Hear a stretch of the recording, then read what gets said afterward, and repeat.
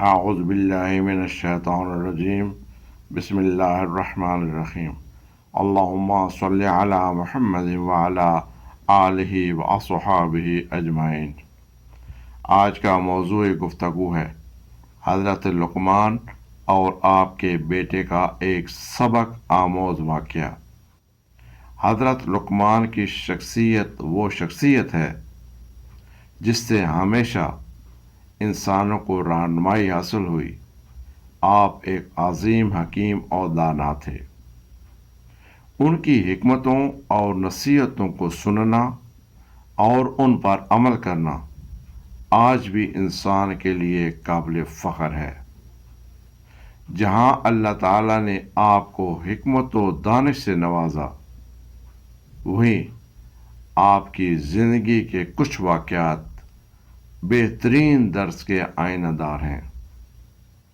حضرت لقمان کا شمار ان لوگوں میں ہوتا ہے جو بہت ہی کم عمر میں حکمت و دانائی کی بلند ترین سطح پر پہنچے۔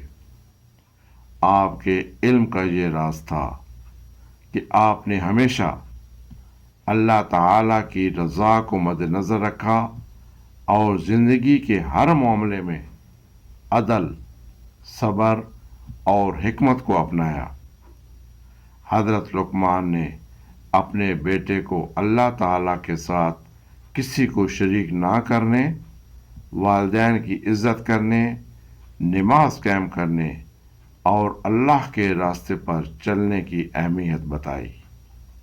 ایک دفعہ حضرت لقمان نے اپنے بیٹے کو نصیحت کی کہ اے میرے بیٹے، اپنے دل کو کبھی بھی لوگوں کی پسند اور ناپسند سے وابستہ نہ کرنا، کیونکہ کبھی بھی سب کو خوش نہ کر پاؤ گے۔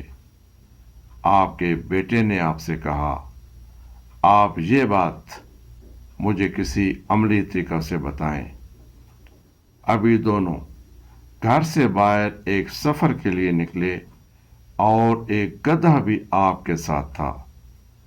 راستے میں ایک واقعہ پیش آیا جو کہ حضرت لقمان حکیم کی دانائی اور فہم و فراست کا ایک خوبصورت نمونہ ہے۔ راستے میں آپ کا سامنا مختلف لوگوں سے ہوا اور سب نے اپنی اپنی رائے دی۔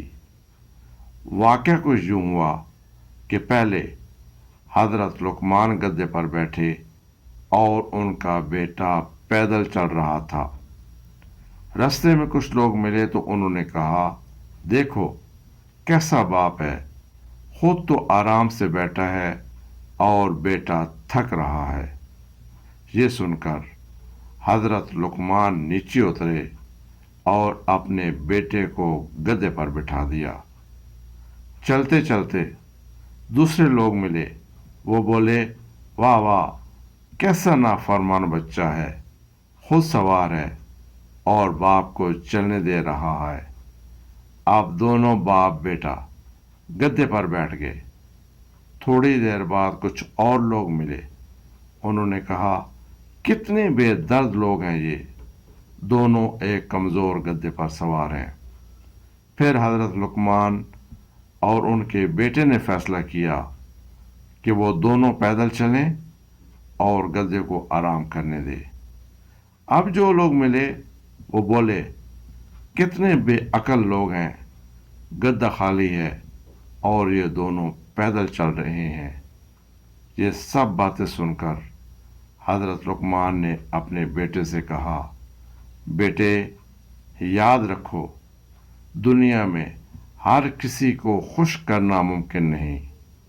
تم جو بھی کرو لوگ کچھ نہ کچھ کہیں گے، اس لیے ہمیشہ وہی کرو جو درست ہو، نہ کہ جو سب کو خوش کرے۔